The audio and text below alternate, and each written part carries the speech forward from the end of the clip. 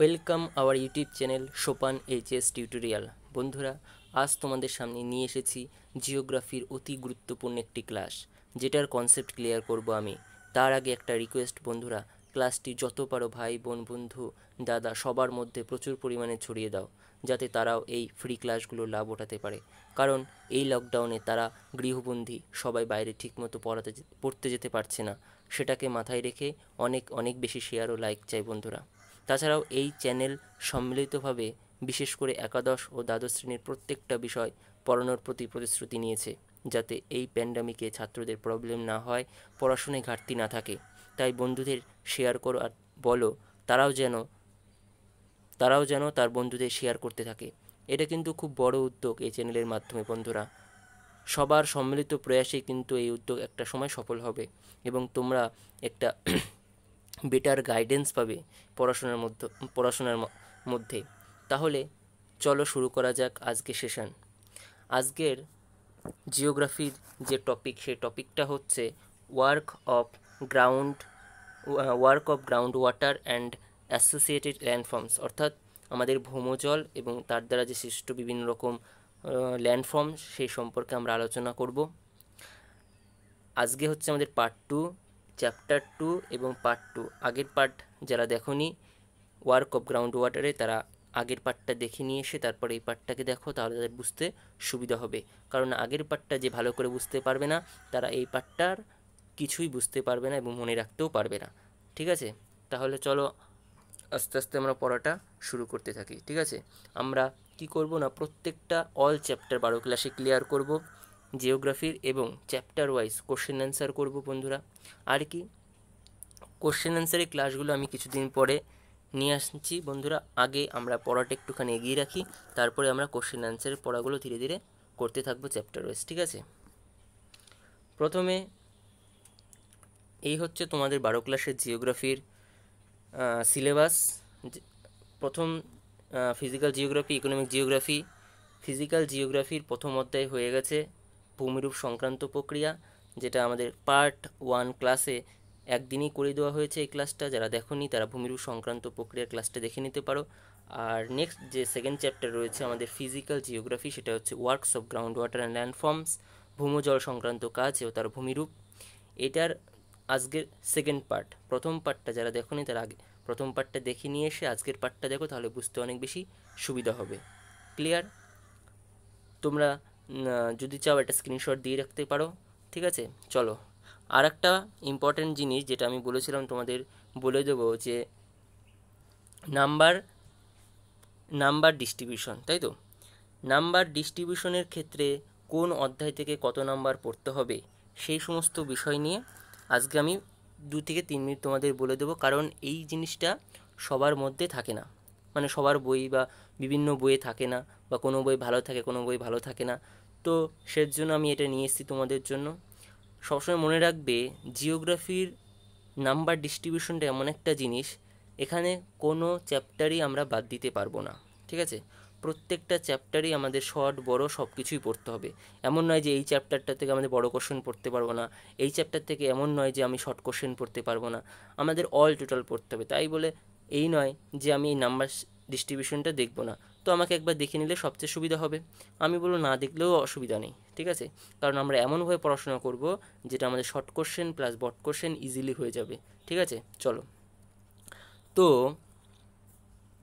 প্রথমেই আমি ফিজিক্যাল জিওগ্রাফির পার্টটা এখানে দিয়েছি। নেক্সট স্লাইডে আমাদের ইকোনমিক জিওগ্রাফির নাম্বার ডিস্ট্রিবিউশনের পার্টটা আছে। ঠিক আছে, প্রথমেই আমাদের রয়েছে geomorphic process and work of ground water, তাই তো? দাঁড়াও, সরি বন্ধুরা। আচ্ছা, প্রথমে যে চ্যাপ্টারটা আমাদের রয়েছে geomorphic process and work of ground water, তার মানে কি, এই ডিসক্রিপটিভ মার্ক টোটাল, এটা প্রবলেম হচ্ছিলো বলে আমি তোমাদের এখানে লিখে দিচ্ছি, কোনো অসুবিধা নেই। ঠিক আছে, আমাকে 2 থেকে 3 মিনিট দাও, তাহলে টোটালি আমি জিনিসটাকে বুঝিয়ে দিতে পারবো। ঠিক আছে, চলো। Geomorphic process and work of ground water and landform. Geomorphic process clear করে দিয়েছি আমি, ওয়ার্ক অফ গ্রাউন্ড ওয়াটার ল্যান্ডফর্মস আজকে সেকেন্ড পার্ট। তো এই দুটোর মধ্য থেকে আমাদের এমসিকিউ কয়টা আসবে? 2টো আসবে। তাহলে কোনটার থেকে আসবে সেটা আমরা জানি না। এসে কিউ একটা আসবে, কোনটার থেকে আসবে সেটা আমরা জানি না। আর প্রথম 1 2 3 4 5 এই যে পাঁচটা, এই পাঁচটা মিলে আমাদের কি আসবে না একটা বড় কোশ্চেন আসবে 7 নম্বরের, একটা বড় কোশ্চেন আসবে 7 নম্বরের, 7 মার্ক একটা আসবে। তাহলে এখান থেকে টোটাল হচ্ছে আমাদের কত, 19 হচ্ছে। ঠিক আছে, এই 5টা অধ্যায় মিলে, 5টা বা 6টা অধ্যায় মিলে আমাদের হচ্ছে 19 মার্ক। তো এই 5টা অধ্যায় 6টা অধ্যায় থেকে total work of ground water মিলে 6টা অধ্যায় থেকে যে বড় কোশ্চেন কোনটা আসবে সেটা আমরা জানি না, তাহলে আমাদের টোটালি পড়তে হবে। আর নেক্সট রয়েছে আমাদের অ্যাটমসফিয়ার, আর যে অ্যাটমসফিয়ার আর টাইপস অফ ক্লাইমেট, এই দুটোর থেকে এই দুটো হচ্ছে কম্বো, কিন্তু আমরা যখন পড়বো আলাদা আলাদা পার্টে পড়বো, বইও আলাদা আলাদা পার্টে আছে, কোনো বই একসঙ্গেও আছে আবার কোনো বই আলাদা। তো আমরা আলাদা আলাদা করে পড়বো, তাহলে বুঝতে সুবিধা হবে। ঠিক আছে, এখান থেকে 3 নাম্বার এমসিকিউ আর 2 নম্বরের এসিকিউ, মানে দুটো এক এক করে আসছে। আর এই তিনটের থেকে আমাদের কি আসবে, একটা বড় কোশ্চেন আসছে। 7 নম্বরের একটা বড় কোশ্চেন সমান সমান 7।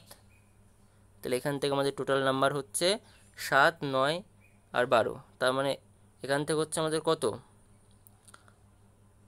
16, বাদ বাকি কত হচ্ছে আমাদের 16 থাকছে, তাই তো? 16 হচ্ছে আমার টোটাল। তাহলে যদি আমি দুদিক থেকে বিচার করলে আমাদের 35 পাচ্ছি। টোটাল হচ্ছে আমাদের 70 মার্ক থিওরি, আর ফিজিক্যাল জিওগ্রাফি 35 আর ইকোনমিক জিওগ্রাফি 35। পরের স্লাইডে আমি আবার লিখেও দিয়েছি। আর আমাদের 30 নম্বরের হচ্ছে জিওগ্রাফির যে প্র্যাকটিক্যাল সেটা থাকছে। তো সেটা নিয়ে আমি এখন আলোচনা করছি, আমি টোটালি থিওরি পার্টটা বোঝাবো আপাতত প্রথমে। ঠিক আছে, পরেরটা পরে ওটা নিয়ে আমরা পরে ভাববো। ঠিক আছে, এইবার তাহলে গেল। যারা এই নাম্বার ডিস্ট্রিবিউশন ব্যাপারটা জানো না, তারা খাতায় সুন্দর করে প্রথমে লিখে নাও। ঠিক আছে, তাহলে তোমাদের বুঝতে সুবিধা হবে, কারণ সবার বই এটা থাকে না, তাই আমি তোমাদের দিয়ে দিলাম। ঠিক আছে, এটা আমি প্রথমে দিতে পারতাম, কিন্তু আমি থার্ড ক্লাসেই দিলাম। ঠিক আছে, কোনো চাপ নেই। চলো, এবার নেক্সট যাচ্ছে আমাদের ইকোনমিক জিওগ্রাফি। ইকোনমিক জিওগ্রাফিতে সেম ডিস্ট্রিবিউশন মার্কটা আমি করে দিচ্ছি। প্রথম economic activities, primary activities. Primary activity কি আমাদের? প্রাইমারি অ্যাক্টিভিটি হচ্ছে আমাদের এগ্রিকালচার। তাহলে এগ্রিকালচার, ইকোনমিক অ্যাক্টিভিটি, এই দুটো পার্টের মধ্যে একটা 7 মার্ক থাকছে, তাই তো? একটা 7 মার্ক থাকছে আমাদের।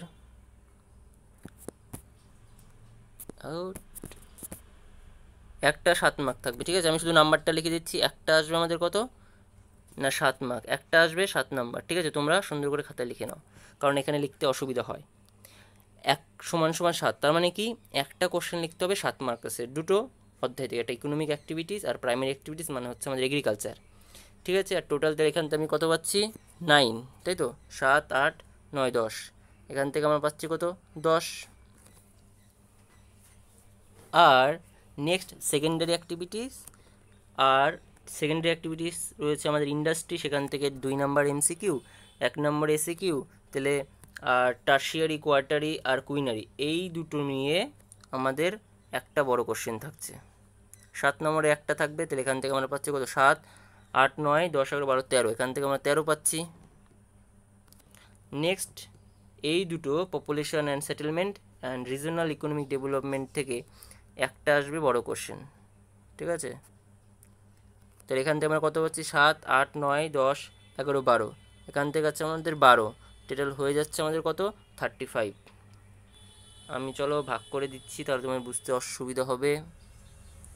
এবার তোমরা খাতায় সুন্দর করে এই জিনিসটাকে একদম প্রথমে লিখে রাখো, তাহলে বুঝতে সুবিধা হবে। তাহলে এটা দেখে আমরা কি বুঝলাম যে আমাদের কোনো অধ্যায়ই বাদ দেওয়া যাবে না। যে অধ্যায়ে 1 নম্বর আসবে, 1 নম্বর আসার মানে কি আমাদের টোটাল A to Z পড়তে হবে, তাই তো? তাহলে তো আমরা সেই অধ্যায়ে যে কোশ্চেনই দিক না কেন সেটা সলভ করে দিয়ে আসতে পারবো। ক্লিয়ার? আশা করি নাম্বার ডিস্ট্রিবিউশনের পার্টটা তোমরা বুঝতে পেরেছো। এবার আমরা সরাসরি মেন যে চ্যাপ্টার, যে মেন পড়াশোনা আমরা চলে যাই। ঠিক আছে, এখানে আমি লিখে দিয়েছি, দেখো টোটাল থিওরি প্লাস প্র্যাকটিক্যাল 70 + 30 = 100 হচ্ছে। ক্লিয়ার? আশা করি তোমরা নাম্বার ডিস্ট্রিবিউশনের পার্টটা বুঝতে পেরেছো। এবার আমরা পরের আজকের যে ক্লাসের পড়া সেটাতে অগ্রসর হই। ঠিক আছে, আচ্ছা এই পার্টটা বোঝানোর আগে আমি আবারও তোমাদের বলছি বন্ধুরা, যারা এই অধ্যায়ের পার্ট 1 দেখোনি তারা একবার পার্ট 1টা দেখে আসো, তাহলে বুঝতে সুবিধা হবে।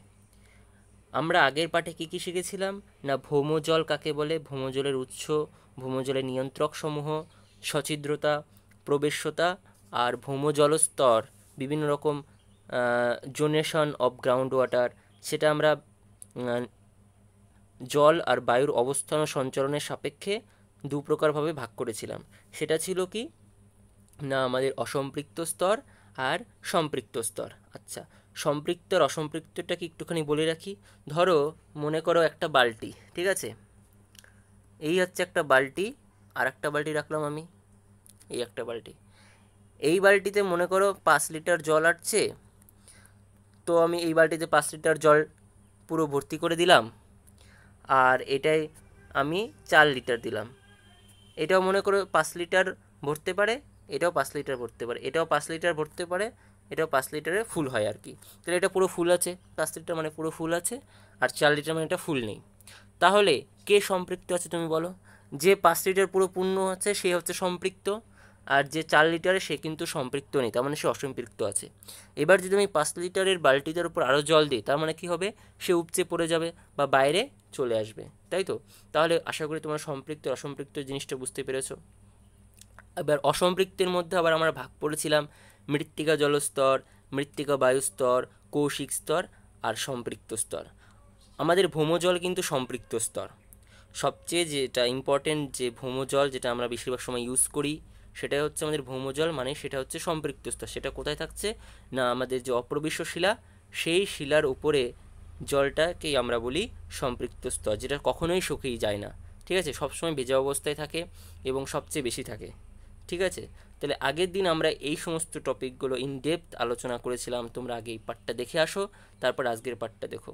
আজকেও আমরা ভৌমজলের একটা বিশেষ পার্ট নিয়ে আলোচনা করব, সেটা হচ্ছে জলতলের স্থায়িত্বের ভিত্তিতে। জলতলের স্থায়িত্বের ভিত্তিতে আমরা ভৌমজলকে ডিভাইড করব, ঠিক আছে।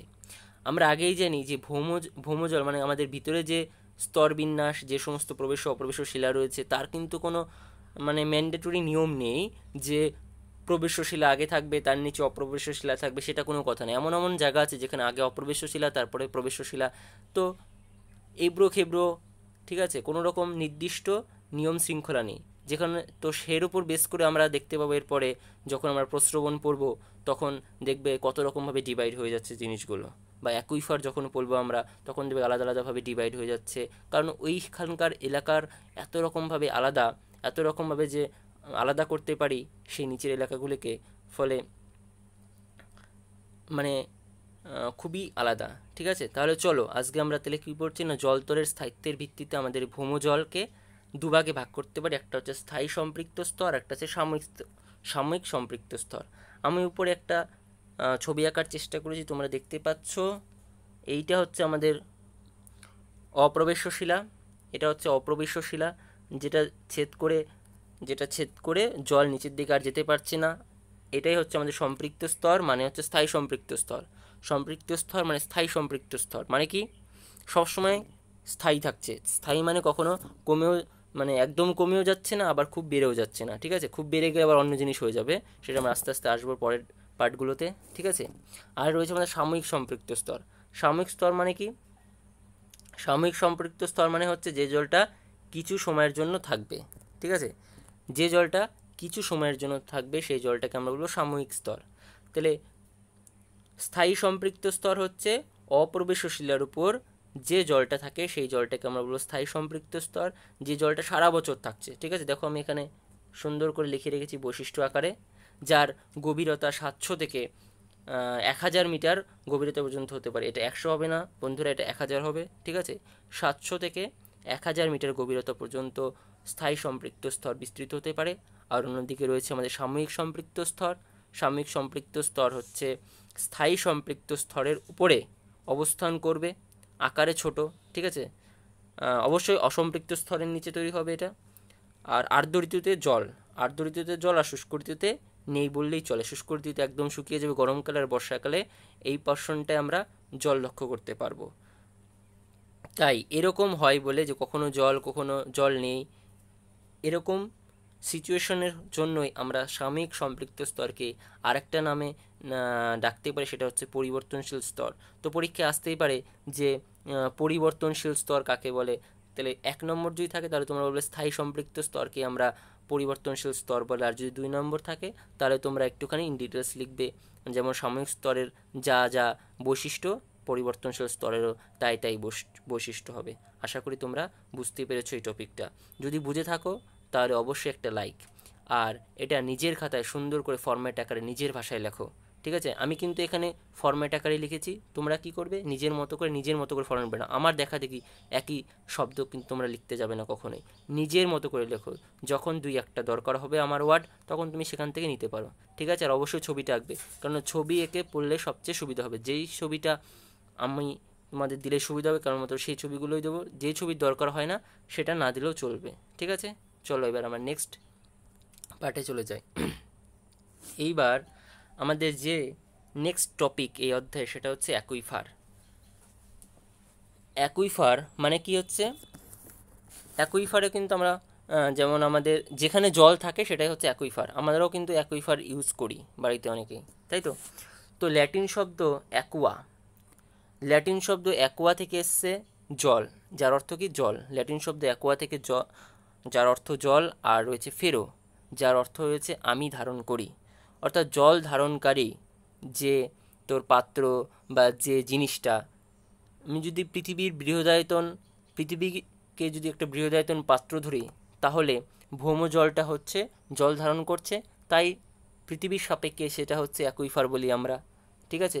এবার যদি আমি বলি একটা অ্যাকোরিয়ামের মধ্যে আমি জল ধারণ করেছি, সেটা আমার সাপেক্ষে সেটা অ্যাকুইফার আমি বলতেই পারি, কারণ আমি সেখানে জল ধারণ করেছি বা সেখানে জল ধারণ করা হয়েছে বিভিন্ন কারণে। তো অ্যাকুইফারের সাপেক্ষে সেটা তুলনা করা যেতে পারে, ঠিক আছে? তাহলে এক কথায় বলতে গেলে জল ধারণকারী প্রবেশ্য শিলাস্তরকে আমরা কি বলছি? অ্যাকুইফার। জল ধারণকারী প্রবেশ্য শিলাস্তরকে আমরা কি বলবো? অ্যাকুইফার বলবো। এছাড়াও কী কী বৈশিষ্ট্য রয়েছে অ্যাকুইফারে? না, প্রবেশ্য শিলার নিচে অপ্রবেশ্য শিলা থাকবে। তার মানে কি? প্রবেশ্য শিলার নিচে অপ্রবেশ্য শিলা যদি না থাকতো তাহলে কিন্তু অ্যাকুইফার তৈরি হতো না। তাহলে কী হতো? জল শুধু চলে যেত যেতে যেতে একসময় শেষ হয়ে যেত বা ফুরিয়ে যেত, ওই আর জমে থাকতে পারতো না। ওই যে অণুগুলো নিচে শুকিয়ে রয়েছে সেই অণুগুলো জল পেয়ে আবার একটু ভেজা ভেজা অবস্থায় থাকতো, তাহলে বেশি বেশি জল আমরা কিন্তু পেতাম না। কিন্তু অপ্রবেশ্য শিলাস্তর রয়েছে বলেই অপ্রবেশ্য শিলার উপরে প্রবেশ্য শিলাস্তরে মাটির অণুগুলো বেশি জল পেয়ে এত বেশি আর সে জল ধরে রাখতে পারছে না, ফলে ভিজা ভেজা অনেক বেশি জল ধারণ করে ফেলে, ফলে সেটাই হচ্ছে অ্যাকুইফার। ক্লিয়ার? আর কি রয়েছে? না, ক্ষুদ্রাকৃতি অ্যাকুইফারও আমরা বলি অনেক ক্ষেত্রে। মাটির নিচে যে অঞ্চলটায় প্রবেশ্য শিলার খুব অল্প নিচেই অপ্রবেশ্য শিলা অবস্থান করছে, সেখানে হচ্ছে কম জল ধারণ করছে সেই এলাকাটা, তখন সেই এলাকাটাকে আমরা কী বলবো? ক্ষুদ্রাকৃতি অ্যাকুইফার। আর কি বৈশিষ্ট্য? না, অপ্রবেশ্য শিলার অবস্থানে বৃহৎ হয়। অপ্রবেশ্য শিলার অবস্থানে বৃহৎ হয় তার মানে কি? অপ্রবেশ্য শিলা যদি অনেক নিচে থাকে, তার উপরে সম্পৃক্ত শিলা যদি থাকে, তাহলে কি হবে? অনেক বেশি জল ধারণ করতে পারবে সেই ভৌম এলাকাটা, ঠিক আছে? তাহলে সেখানকে আমরা কি বলবো? না, বৃহদাকার অ্যাকুইফার বলতে পারি আমরা, ঠিক আছে? আশা করি অ্যাকুইফারের এই টপিকটা তোমরা বুঝতে পেরেছো। একদম কিছু নেই, শুধু কনসেপ্ট ক্লিয়ার করো, টু দ্য পয়েন্ট বলার চেষ্টা করো, তাহলে কিন্তু পরীক্ষায় ফুল মার্কস তোমরা পেয়ে যাবে, ঠিক আছে? খালি হ্যাজা ব্যাজা বেশি বেশি লিখে কোনো লাভ নেই, টু দ্য পয়েন্ট লেখো। নির্দিষ্ট যে জিনিসটা তুমি ওই প্রশ্নের সাপেক্ষে বলা দরকার শুধু সেইটুকুই বলো, এক্সট্রা কিছু বলে খাতা ভরিয়ে কিন্তু নাম্বার পাওয়া যায় না, ঠিক আছে? চলো এবার আমাদের এই অধ্যায়ে যে নেক্সট টপিকটা হচ্ছে অ্যাকুইফারের বিভিন্ন গুরুত্বপূর্ণ অংশ রয়েছে। তাহলে অ্যাকুইফার মানে আমরা বুঝে গেলাম যেটা জল ধারণ করছে সেটাই অ্যাকুইফার। সেটা হচ্ছে ভৌমজলের ক্ষেত্রে ভৌমজল আমাদের মাটির গর্ভে জল ধারণ করছে পৃথিবী, তাহলে সেটাই হচ্ছে অ্যাকুইফার। কিন্তু সব জায়গায় কিন্তু সেমভাবে জল ধারণ করছে না, কোথাও কিন্তু সেমভাবে অসমান্তরাল কী বলছে? না, অপ্রবেশ্য শিলার উপর প্রবেশ্য শিলা নেই, কোথাও অপ্রবেশের উপর অপ্রবেশ্য শিলা, আবার অপ্রবেশের উপর প্রবেশ্য, তার উপর আবার অপ্রবেশ্য, বা প্রথমে অপ্রবেশ্য শিলা সেখানে প্রবেশ্য শিলা নেই প্রথম দিক থেকে। তো এরকম যে আমাদের গাঠনিক যে পরিবর্তন আগে পিছে, তার উপর ভিত্তি করে আমরা অ্যাকুইফারকে 3টি অংশে ডিভাইড করে ফেলেছি এখানে। একটি রয়েছে আমাদের অ্যাকুইক্লুড, আর একটি রয়েছে আমাদের অ্যাকুইটার্ড, আর একটা রয়েছে অ্যাকুইফিউজ। ঠিক আছে, অ্যাকুইক্লুড হচ্ছে স্বল্প প্রবেশ্য স্তর। তার মানে কি, খুব অল্প প্রবেশ, মানে খুব অল্প প্রবেশ করতে পারে, সেটা হচ্ছে অ্যাকুইক্লুড। কি প্রবেশ করতে পারে না? জল। আমাদের ভূপৃষ্ঠ জল খুব অল্প পরিমাণে প্রবেশ করতে পারে এই স্তরের মাধ্যমে, এমনকি অল্প বহনকারী। তার মানে কি, অল্প জল যদি প্রবেশ করে তাহলে অল্প বহন করবে, বেশি দূর যেতে পারবে না, হয়তো শুকিয়েই গেল। ঠিক আছে, কিন্তু যদি বেশি বেশি জল থাকে তাহলে কি একটা সময় কি অবশ্যই সেটা জল ধারণ করবে ভৌমজলে। ঠিক আছে, অ্যাকুইক্লুড এক প্রকার অপ্রবেশ্য স্তর। তার মানে কি, এত পরিমাণে জল ধারণ ক্ষমতা কম, বা খুব জল নিচে টানতে পারে, মানে ওর ছিদ্রগুলো খুবই কম বললেই চলে। ঠিক আছে, ফলে জলটা খুব সহজে নিচে নামতে পারে না, তাই আমরা অপ্রবেশ্য স্তরের সঙ্গে, একদম পুরো অপ্রবেশ্য স্তর না, মোটামুটি বা সাধারণত বা খুব কাছাকাছি অপ্রবেশ্য স্তর বলতে পারি আমরা অ্যাকুইক্লুডকে। আর কি না, কাদা পাথরযুক্ত যে সমস্ত শিলা রয়েছে সেই শিলাগুলিকে আমরা কি বলবো? অ্যাকুইক্লুড। ঠিক আছে, এবার রয়েছে, আমরা অ্যাকুইটারটাকে একটু পরে পড়ছি, আগে আমরা অ্যাকুইফিউজটা পড়লে সুবিধা হবে। ঠিক আছে, অ্যাকুইফিউজ হচ্ছে জল প্রবেশ করতে পারে না, সেইটাই হচ্ছে অ্যাকুইফিউজ, মানে এক কথায় বলতে গেলে অপ্রবেশ্য শিলা। অপ্রবেশ্য শিলা স্তর হচ্ছে এমন একটা স্তর যেখানে জল কখনোই প্রবেশ করতে পারে না, ফলে এটা সরাসরি আমরা কি বলবো? অ্যাকুইফিউজ। ক্লিয়ার? আর রয়েছে আমাদের অ্যাকুইটার্ড। থার্ড যে পার্টটা আমাদের রয়েছে সেটা হচ্ছে অ্যাকুইটার্ড, দুটোর মধ্যবর্তী। তার মানে কি, অ্যাকুইক্লুড আর অ্যাকুইফিউজ এই দুটোর মধ্যবর্তী যে শিলাস্তর তাকে আমরা কি বলবো? অ্যাকুইটার্ড। আবার অনেক ক্ষেত্রে আমরা কি বলি? অ্যাকুইফারের মধ্যবর্তীও বলি। অনেক ক্ষেত্রে আমরা কি বলি? অ্যাকুইক্লুড বা অ্যাকুইফারের মধ্যবর্তী যে শিলাস্তর তাকে আমরা কি বলছি? অ্যাকুইটার্ড বলি। তো সবথেকে ভালো কি হবে না, অ্যাকুইক্লুড এবং অ্যাকুইফারের মধ্যবর্তী যে শিলাস্তর তাকে আমরা বলবো অ্যাকুইটার্ড। তার মানে তাহলে নেক্সট অধ্যায়ে আমরা নেক্সট যে বৈশিষ্ট্য আমরা বলতে পারি অ্যাকুইটার্ডের, না জলবাহী না অ্যাকুইক্লুড। না জলবাহী তার মানে কি, অ্যাকুইফিউজ তো জল ধারণ করতে পারেই না, কিন্তু অ্যাকুইফার তো জল ধারণ করতে পারে। তার মানে যেখানে অ্যাকুইফার আছে তেমনি সেখানে সম্পৃক্ত স্তরটা অনেক বেশি ভালো, সেখানে খুব ছিদ্রটা অনেক বেশি, জল সহজে নিচে নামতে পারে, তাই তো? তাহলে তাহলে অ্যাকুইটার্ড কি হচ্ছে? না জলবাহী। তার মানে কি, না অ্যাকুইফার আর না অ্যাকুইক্লুড। তার মানে কি, না অ্যাকুইক্লুড। তার মানে কি, স্বল্প প্রবেশ স্তর, তার থেকে একটু বেশি জল ধারণ করতে কে পারে? না অ্যাকুইটার্ড। ঠিক আছে, বেলে দোআঁশ মাটি, তোমরা দেখেই বুঝতে পারছো, বেলে দোআঁশ মাটি তার মানে কি, বালি বালি আর কাদা মাটি। তাহলে কে বেশি জল তোমার প্রবেশ করাতে পারবে? বেলে দোআঁশ মাটি সবচেয়ে বেশি জল প্রবেশ করাতে পারবে তার শিলাস্তরের মধ্য দিয়ে, কিন্তু কাদা পাথর কিন্তু সেরকম দোআঁশ মাটির মতো জল তার শিলাস্তরের মধ্যে দিয়ে নিচে প্রবেশ করাতে পারবে না, তাই তো? তাহলে আমরা এখান থেকে বুঝে গেলাম যে অ্যাকুইটার্ড হচ্ছে তোমার অ্যাকুইফার এবং অ্যাকুইক্লুডের মধ্যবর্তী একটা শিলাস্তর। ঠিক আছে, আর অ্যাকুইক্লুড হচ্ছে স্বল্প প্রবেশ স্তর, অ্যাকুইটার্ডের থেকেও কিন্তু কম শোষণ করতে পারে জল অ্যাকুইক্লুড, আর অ্যাকুইফিউজ হচ্ছে অপ্রবেশ্য শিলাস্তর, এক কথায়। ক্লিয়ার? আশা করি তোমরা এই পার্টটা বুঝতে পেরেছো। এই পার্টটা যদি বুঝতে পারো তাহলে নেক্সট পার্টটা আমরা সহজেই ইজিলি ক্লিয়ার করে দিতে পারবো। আচ্ছা, চলো নেক্সট স্লাইডে আমরা যাচ্ছি।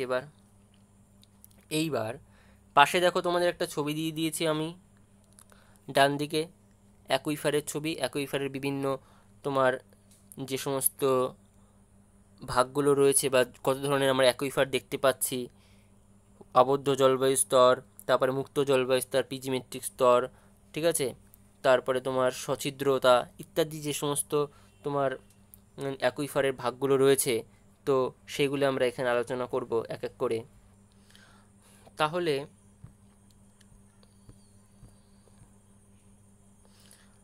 তাহলে উপরিক্ত ভূতাত্ত্বিক গঠন, তার মানে কি, একটু আগে আমরা কি শিখলাম? অ্যাকুইফার, অ্যাকুইক্লুড, অ্যাকুইফিউজ শিখলাম। তার উপর ভিত্তি করে যে সমস্ত অ্যাকুইফার ভাগ করছি আমরা, বা আলাদা আলাদা টাইমে আলাদা আলাদা অ্যাকুইফার দেখতে পাচ্ছি ভূমির নানা রকম গঠন পরিবর্তনের মধ্য দিয়ে, সেইটা নিয়ে আমরা এখানে পরপর আলোচনা করব। ঠিক আছে, এরা সবাই কিন্তু অ্যাকুইফার, সবাই কিন্তু জল ধারণ করতে পারে, কিন্তু কেউ অল্প করে, কেউ বেশি করে, কেউ চামচের আকার, কেউ এই অন্য আকার, এই আকার। ঠিক আছে, তো ফার্স্ট যে পার্টটা আমরা শিখবো সেটা হচ্ছে আবদ্ধ অ্যাকুইফার।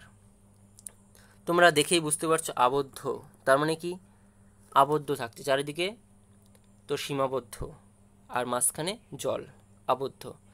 দুটি অপ্রবেশ্য শিলা, মাঝে প্রবেশ্য শিলা, সেটা হচ্ছে আবদ্ধ অ্যাকুইফার। বুঝতে পারলে না? তো চলো বুঝিয়ে দিচ্ছি। এটা হচ্ছে আমার ফরম্যাট, ক্লিয়ার? এবার আমি এই শব্দ দুটো দিয়ে একটা সুন্দর সেন্টেন্স তৈরি করব, যেটা আমি পরীক্ষায় লিখব, আর তোমরা সেটাও লিখবে। ঠিক আছে, আবদ্ধ অ্যাকুইফার তার মানে কি, দুটি যে ভৌমগর্ভে দুটি অপ্রবেশ্য শিলা থাকলে তার মাঝে যদি একটা প্রবেশ্য শিলাস্তর থাকে, তাহলে সেই প্রবেশ্য শিলায় যে জল ধারণ ক্ষমতা বা যে জল ধরে থাকছে বা যে জল থাকছে সেটাকে আমরা কি বলবো, আবদ্ধ অ্যাকুইফার। দেখো এখানে আবদ্ধ অ্যাকুইফারটা, এখানে জল পড়ছে, এখানে তো ফাঁকা, তাহলে জলটা এখানে চুয়ে চুয়ে চুয়ে চুয়ে এসে এসে এসে এসে আবদ্ধ, এখানে অপ্রবেশ্য শিলাস্তর, উপরে অপ্রবেশ্য শিলাস্তর, মাঝে হচ্ছে আমাদের আবদ্ধ শিলাস্তর। তাহলে এখানে জলটা নিচে জমবে নিশ্চয়ই একটা টাইমে, অপ্রবেশ্য শিলাস্তরের উপর নিশ্চয়ই একটা টাইমে জল জমবে, সবসময় ভেজে থাকবে নিচের পাটটা, অবশ্যই নিচের পাটটা সম্পৃক্ত হবে, উপরের পাটগুলো অসম্পৃক্ত হবে। ঠিক আছে, তাহলে সেই জাতীয় জলাভূমিকে আমরা কি বলবো, আবদ্ধ অ্যাকুইফার বলবো। নেক্সট যে পাটটা রয়েছে সেটা হচ্ছে মুক্ত অ্যাকুইফার। মুক্ত অ্যাকুইফার হলো প্রবেশ্য শিলার নিচে অপ্রবেশ্য শিলা। তার মানে কি, একদম সিম্পল যে অ্যাকুইফার, যে জিনিসগুলো আমরা আগের অধ্যায়তেও পড়েছিলাম, সিম্পল একটা অ্যাকুইফার মানে উপরে প্রবেশ্য শিলা, মানে এই হচ্ছে মনে করো আমাদের ভূমি, নিচে হচ্ছে আমাদের অপ্রবেশ্য শিলা। ঠিক আছে, আর এখানটায় জল সঞ্চিত হচ্ছে, এখানটায় জল সঞ্চিত হচ্ছে, সম্পৃক্ত, এই টোটালটা অসম্পৃক্ত, এই পালটা সম্পৃক্ত। ঠিক আছে, তাহলে এরকম হলে আমরা মুক্ত বলবো। তো উপরে প্রবেশ্য শিলাস্তর, নিচে অপ্রবেশ্য শিলাস্তর থাকলে, প্রবেশ্য শিলাস্তরের উপর জল সম্পৃক্ত হলেই সেই জলাভূমিকে আমরা কি বলবো, মুক্ত অ্যাকুইফার বলবো। এবার নেক্সট যে পার্টটা রয়েছে, যে অ্যাকুইফারটা রয়েছে, সেটা হচ্ছে আমাদের স্থানীয় অ্যাকুইফার। স্থানীয় অ্যাকুইফার মানে হচ্ছে মুক্ত অ্যাকুইফারের উপরে, মুক্ত অ্যাকুইফারের উপরে চামচ বা লেন্স আকার সাময়িকভাবে যে অ্যাকুইফার তৈরি হয়। তার মানে কি, স্থানীয় অ্যাকুইফার তার মানে কি, মুক্ত অ্যাকুইফারের উপর, এই যে আমাদের মুক্ত অ্যাকুইফার, তাই তো, আশা করি তোমরা দেখতে পাচ্ছ ছবিতে মুক্ত অ্যাকুইফার, এই মুক্ত অ্যাকুইফারের উপরে সাময়িকভাবে চামচ আকার বা লেন্স আকার যে অ্যাকুইফার তৈরি হবে সেটাকে আমরা কি বলবো, স্থানীয় অ্যাকুইফার বলবো। এই স্থানীয় অ্যাকুইফারের আরেকটা নাম আছে, সেটা হচ্ছে পার্সড অ্যাকুইফার। পার্সড অ্যাকুইফার সাধারণত বলা হয় চামচের মতো বলেই এটাকে আমরা বলছি পার্সড অ্যাকুইফার। এটা কিন্তু সাময়িকভাবে তৈরি হয়, মানে একটা টাইম জল থাকছে আর একটা টাইম জল থাকছে না। ঠিক আছে, স্থানীয় অ্যাকুইফার বলছি। একটু আগে আমরা কিন্তু শিখে গেছি অলরেডি সাময়িক আর স্থানীয়। ঠিক আছে, তো আশা করি স্থানীয় অ্যাকুইফারটা তোমরা বুঝতে পেরেছো, এটা হচ্ছে সাধারণত সাময়িকভাবে তৈরি হয়। ক্লিয়ার? এবার রয়েছে আমাদের সছিদ্র। সছিদ্র অ্যাকুইফার কি, মুক্ত বা আবদ্ধ অ্যাকুইফারকে, মুক্ত বা আবদ্ধ অ্যাকুইফারে যদি মানুষ অপ্রবেশ্য শিলায় কী করে, সেটাই ছিদ্র করে বা নলকূপের মাধ্যমে জল তোলে ওপরে, সেই যে ছিদ্রের মাধ্যমে জলটা তুললো বা জলটা ওই পাইপের মধ্যে রইল, ভৌমজল মাটির গর্ভে যে পাইপটা চলে গেল, সেটার মধ্যে তো একটা পাইপ, তো সবসময় জল থাকে, তুমি পাইপ কল খুলে দেখবে সেখানে জলটা কিন্তু দেখা যায়। ঠিক আছে, যদি তাকাও বা একটা লাইট মারো তাহলে জল দেখতে পাবে কিন্তু একটু নিচে, তাহলে পাইপটা কিন্তু মাটির তলা থেকে আসছে, তাহলে পাইপের মধ্যে তো একটা জল রয়েছে। ঠিক আছে, সেটা হয়তো অসম্পৃক্ত স্তরের বা সম্পৃক্ত অপ্রবেশ্য শিলাকে ভেদ করে যাচ্ছে কখনো, যদি সেটা মানে একটু নরম অপ্রবেশ্য শিলাস্তর হয় তাহলে সেটা ভেদ করে যেতে পারে, কোনো ব্যাপার না। ঠিক আছে, তাহলে ওই পাইপের মধ্যে যে জলটা সেটাকে আমরা বলবো সছিদ্র অ্যাকুইফার। ক্লিয়ার? এবার লাস্ট যে অ্যাকুইফারটা রয়েছে আমাদের সেটা হচ্ছে সম্পূর্ণ আবদ্ধ অ্যাকুইফার। তার মানে কি, যে অ্যাকুইফারের চতুর্দিকে বা চারিদিকে অ্যাকুইক্লুড, অ্যাকুইটাচ, অ্যাকুইফিউজ দ্বারা পরিবেষ্টিত হয়ে থাকে, সেই ভৌমজলকে আমরা বলবো সম্পূর্ণ বা পরিপূর্ণ আবদ্ধ অ্যাকুইফার। এই জলটাকে আমরা কখনো ইউজ করতেও পারি, আবার নাও করতে পারি। হয়তো এটা আরও বেশি জলের সাপেক্ষে এসে অন্য জলের সাথে মিশে গেল, বা এই জলটাকে আমরা কোনো দিন ইউজ করতে পারলাম না, কোনো একটা টাইম হয়তো শুকিয়েও যেতে পারে, এটসেট্রা এটসেট্রা, যা কিছু হতে পারে। ঠিক আছে, কারণ এটা অ্যাকুইক্লুড, অ্যাকুইটার, অ্যাকুইফিউজের মধ্যবর্তী, ফলে আমরা এই জলটাকে নাও পেতে পারি। আবার যদি, যেটা আমি একটু আগে বললাম, যদি আমাদের অপরিশোধিত শিলাস্তরটা একটু কম নরম হয়, যদি সেটা ছেদ করতে পারে আমাদের পাইপ, তাহলে কিন্তু সেই জলটা আমরা পেতেও পারি। ঠিক আছে, আবার যদি বেশি শক্ত হয় তাহলে কিন্তু আমরা এই জলটাকে কখনো পাবোই না। ক্লিয়ার? আশা করি তোমরা বিভিন্ন রকম অ্যাকুইফার সম্পর্কে জানতে পারলে এখন, এবং আশা করি তোমরা বুঝতেও পেরেছো। যদি বুঝতে না পারো আরেকবার রিভিশন করে দেখো। আমি একদম পাতি নিজের ভাষায় তোমাদের বলার চেষ্টা করলাম, আর এটাই তোমরা সুন্দর ভাষায় পরীক্ষা নিজের মতো করে গুছিয়ে লিখবে। ঠিক আছে, এবং তার আগে তোমরা নিজে বাড়িতে লেখার চেষ্টা করবে, তারপরেই পরীক্ষায় তাহলে সুন্দর করে লিখতে হবে। যদি তুমি বাড়িতে না লেখো এই কথাগুলো, টপিকগুলো পরপর করে, তাহলে কিন্তু পরীক্ষায় ভালো করে লিখতে পারবে না। আমি জানি তোমরা বুঝতে পারছো, তোমরা বলতে পারবে, বা তুমি নিজে বুঝতে পেরেছো যে কী জিনিসটা খাই দেয় না মাথায় দেয়, কী জিনিস সেটা তোমরা বুঝতে পারলে, কিন্তু পরীক্ষায় গিয়ে কিন্তু লিখতে পারবে না, বা বা স্যার যখন কোনো পরীক্ষা নেবে তখন কিন্তু তোমরা লিখতে পারবে না, কারণ তুমি তো সেটা প্র্যাকটিস করনি লেখা। তাহলে লেখার পর এই দুটোকে যখন তুমি কম্বাইন্ড করে পড়বে, তখনই কিন্তু সত্যিকারের পড়াশোনা হবে। ক্লিয়ার? চলো, এবার আমাদের একটা মূল্যবান পার্ট হচ্ছে প্রস্রবণ বা স্প্রিঞ্জ। আমরা ইংলিশ আর বাংলা, যেটুকু আমাদের ইংলিশ জানা দরকার সেইটুকুই কিন্তু আমরা ইংলিশ জানবো, তার থেকে খুব বেশি ইংলিশ আমাদের জানার কোনো দরকার নেই, আর ইংলিশে ভয় পাওয়ারও কোনো দরকার নেই এখানে। ঠিক আছে, এই অধ্যায়ের আরেকটা গুরুত্বপূর্ণ টপিক হচ্ছে প্রস্রবণ বা স্প্রিঞ্জ।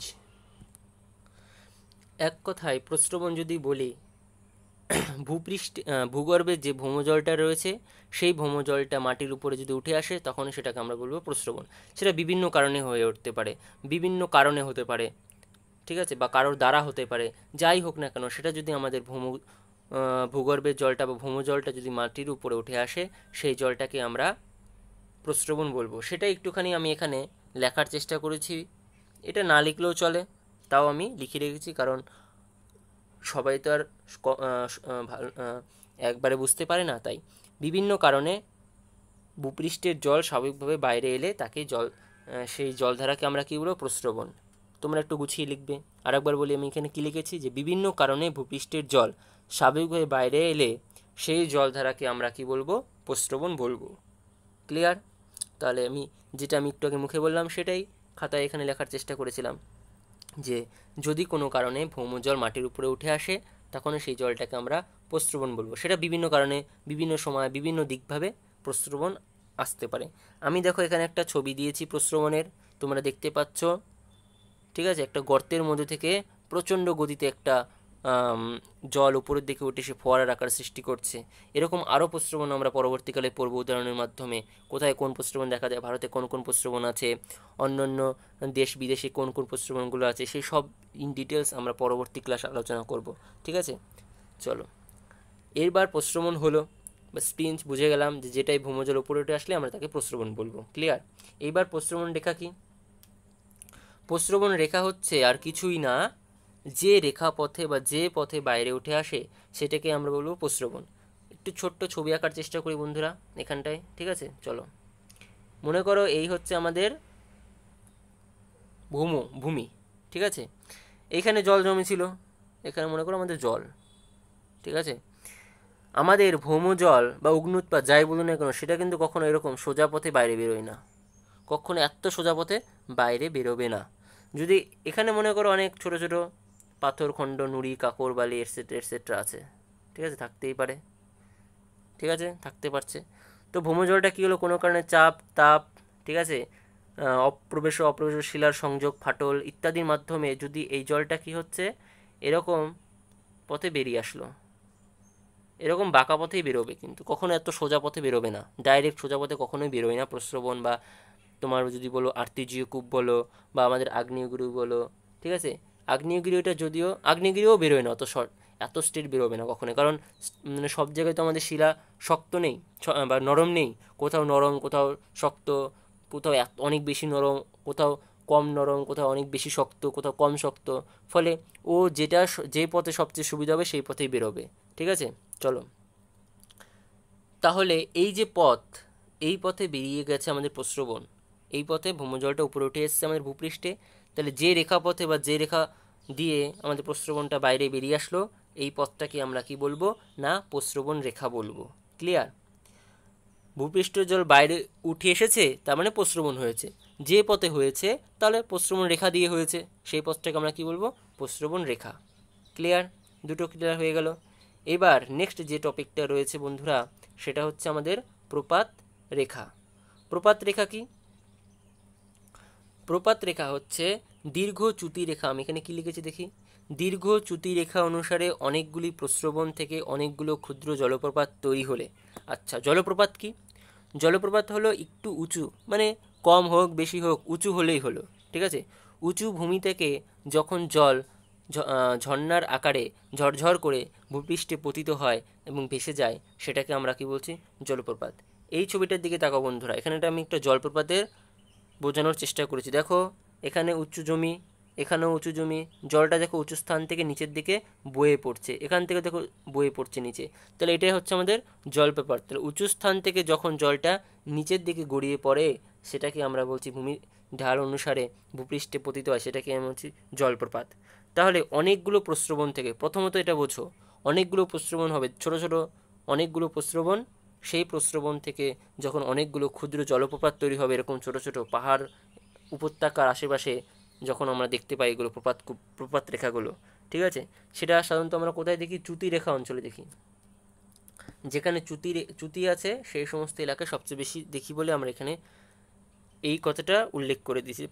পরীক্ষায় আসতে পারে প্রপাত রেখা দেখা যায় কোন এলাকায়, আমরা বলতেই পারি চ্যুতিযুক্ত অঞ্চলে প্রপাত রেখা বেশি দেখা যায়। তাহলে কি হলো, দীর্ঘ চ্যুতি রেখা যুক্ত অঞ্চলে যদি অনেকগুলো প্রস্রবণ তৈরি হয় এবং তার ফলে যদি অনেকগুলো ক্ষুদ্র জলপ্রপাত তৈরি হয়, তাহলে সেই এলাকাগুলিকে আমরা কি বলবো? প্রপাত রেখা বলবো। ক্লিয়ার? আশা করি বুঝতে পেরেছো। এবার আমরা কি পড়ব? উৎপত্তি বা অরিজিন। উৎপত্তি বা অরিজিন কি? কার উৎপত্তি? না প্রস্রবণের উৎপত্তি। অনেক রকমভাবে উৎপত্তি হতে পারে, আমি এখানে গুরুত্বপূর্ণ তিনটে দিয়ে রেখেছি। প্রথম হচ্ছে প্রবেশ্য ও অপ্রবেশ্য শিলার সংযোগে ফাটল। প্রবেশ্য শিলার ও অপ্রবেশ্য শিলার মধ্যে যদি একটা সংযোগের ফাটল হয়, তার মানে কি? দেখা যাচ্ছে অপ্রবেশ্য শিলার উপর প্রবেশ্য শিলা, তার উপর একটা অপ্রবেশ্য শিলা রয়েছে। এবার মনে করো কোনো কারণে অপ্রবেশ্য শিলা একটু নরম হয়ে গেল, বা নিচে প্রবেশ্য শিলাটাও তো একটা শিলা, ফলে কি হলো, দুজনের মধ্যে একটা সংযোগ হলো, চাপাচাপি ঠেলাঠেলি, ঠিক আছে, এরকম যখন হয়ে যাচ্ছে তখন কি হচ্ছে, ওই নিচের জলটা আর সেখানে থাকতে পারছে না, আর অনেক জায়গা দরকার, তখন সে কি করছে, জায়গা কম পড়ে যাচ্ছে, চাপ লাগছে। যেমন তুমি একটা ভরা বালতিতে চাপ দাও হালকা, তাও কিন্তু জলটা উপরের দিকে উঠে আসবে। তো অনেকটা ওই টাইপেরই জলটা তখন কী হবে, উপরের দিকে উঠতে শুরু করবে। উপরের দিকে যখন উঠতে শুরু করবে, উপরে অণুগুলো কিন্তু কম বেশি জলে ভেজা থাকে বেশিরভাগ সময়, ফলে কি হবে, ও ওই নরম শিলা যেখানেই পাবে সেই পথ ধরে উপরে আসতে শুরু করবে। ঠিক আছে, আর কি রয়েছে আমাদের নেক্সট? প্রবেশ্য শিলায় ডাইক তৈরি হয়। এই হচ্ছে একটা ডাইকের ছবি বন্ধুরা, তোমরা এটা দেখতে পাচ্ছ, স্পেনের একটা ডাইক, এটা হচ্ছে স্পেনে দেখতে পাওয়া গেছে এরকম একটা ডাইক। ঠিক আছে, ডাইক কাকে বলে? ডাইক হচ্ছে যে কোনো একটা কোনো শিলাস্তরের অসমান্তরালে উলম্ব আগ্নেয় উদ্ভিদকে বলা হয় ডাইক। এটি সাধারণত কী দিয়ে তৈরি হয়? না ডোলেরাইট বা ডায়োরাইট জাতীয় শিলা দিয়ে এরকম আমরা ডাইক দেখতে পারি। তাহলে এই ডাইক যদি তৈরি হয়, এটা কিন্তু মাটির অনেকটা গর্ভের থেকে তৈরি হয়েছে, মানে কি ভূমির উপপৃষ্ঠীয় বা তার থেকে একটু নিচু অঞ্চল থেকে এই ডাইকটা তৈরি হয়, ফলে ভৌমজলের চাপ সৃষ্টি হয় এবং সেটা এর কারণে, মনে করো এই যে এর ফাটল দিয়ে জল বেরোতে পারে, এর ফাটল দিয়ে জল বেরোতে পারে, এই নিচ দিয়ে জল বেরোতে পারে, এই কোনা দিয়ে জল বেরোতে পারে, যা কিছু হতে পারে, ডাইক অঞ্চল দিয়েও জল বেরোতে পারে যে কোনো এলাকায়, এক কথায়। ঠিক আছে, তাহলে প্রবেশ্য শিলার ডাইক তৈরি হলে সেই সমস্ত এলাকা দিয়ে আমার প্রস্রবণ বাইরে বেরোতে পারে। আর কি না, সম্পৃক্ত চুনাপাথর যুক্ত শিলায় দারণ বা ফাটল তৈরি হলে। সম্পৃক্ত চুনাপাথর যুক্ত শিলায়, একটু আগে আমি বলছিলাম যে অপ্রবেশ্য শিলা, তাই তো, বা অপ্রবেশ্য শিলা যদি নরম হয়ে যায় বা প্রবেশ্য শিলায় তখন কী হয়, একটা ধাক্কাধাক্কির সৃষ্টি হয়। তাহলে এইদিকে আমরা কী বলছি, সম্পৃক্ত চুনাপাথরযুক্ত শিলায় ফাটল তৈরি হলে সম্পৃক্ত শিলাটা তখন কি হয়ে যায়, নিচের দিকে বসে যেতে শুরু করে। তখন কি হয় না, ভৌমজল সেখানে আর তার জায়গা ছোট হয়ে পড়ে। ফলে কি হয়, ও উপরের দিকে পৃষ্ঠটানের কারণে উপরে উঠে আসে এবং উপরের ভূপৃষ্ঠে ছড়িয়ে পড়ে। তখন তাকে আমরা কি বলছি, প্রস্রবণ বলছি। এক কথায় সম্পৃক্ত চুনাপাথরযুক্ত শিলায় দারণ তৈরি হলে বা ফাটলের সৃষ্টি হলে সেই এলাকা দিয়ে সম্পৃক্ত স্থান থেকেই সম্পৃক্ত জল ওই উপর দিয়ে উঠে আসে এবং প্রস্রবণ তৈরি করে। ক্লিয়ার? এই কথাগুলোই তোমরা নিজের মতো করে সুন্দর করে গুছিয়ে লিখবে। আশা করি তোমরা আজকের পড়াটা বুঝতে পেরেছো। যদি বুঝে থাকো তাহলে একটা লাইক ঠোকো আর একটা শেয়ার করো এবং সাবস্ক্রাইব করে বেল আইকন অবশ্যই অল করে রাখো, যাতে পরবর্তী গুরুত্বপূর্ণ ক্লাসগুলি সহজে তোমাদের ফোনে পেয়ে যাও। এরপরও আরেকটা গুরুত্বপূর্ণ অ্যানাউন্সমেন্ট বন্ধুরা, যে যদি কেউ আমাদের এই চ্যানেলে একাদশ ও দ্বাদশ শ্রেণীর যে কোনো সাবজেক্ট বা যে কোনো চ্যাপ্টার পড়াতে চাও বা পড়ানোর ইচ্ছে থাকে, এই চ্যানেলের সাথে যুক্ত হতে চাও পড়ানোর মাধ্যমে, তাহলে অবশ্যই এই ভিডিওর বা পরবর্তী ভিডিও কমেন্ট সেকশনে চলে যাবে এবং কমেন্ট সেকশনে নাম্বার দেওয়া আছে, ঠিক আছে? এই ভিডিওর কমেন্ট সেকশনে চলে যাবে, সেখানে নাম্বার দেওয়া আছে, যোগাযোগ করতে পারো যদি ক্লাস করাতে ইচ্ছুক থাকে 11 বা 12 ক্লাসের যে কোনো চ্যাপ্টার, ঠিক আছে? তাহলে ওই নাম্বারে ফোন করে তোমরা পড়ানোর ব্যাপারে ডিসকাস করতে পারো, কীভাবে কখন কীভাবে পড়াতে হবে ইত্যাদি সব জানতে পারবে, ঠিক আছে? আশা করি বোঝাতে পারলাম। আজকের মতো এখানেই তাহলে শেষ করছি, পরবর্তী ক্লাসে আবার দেখা হবে বন্ধুরা, বিদায়।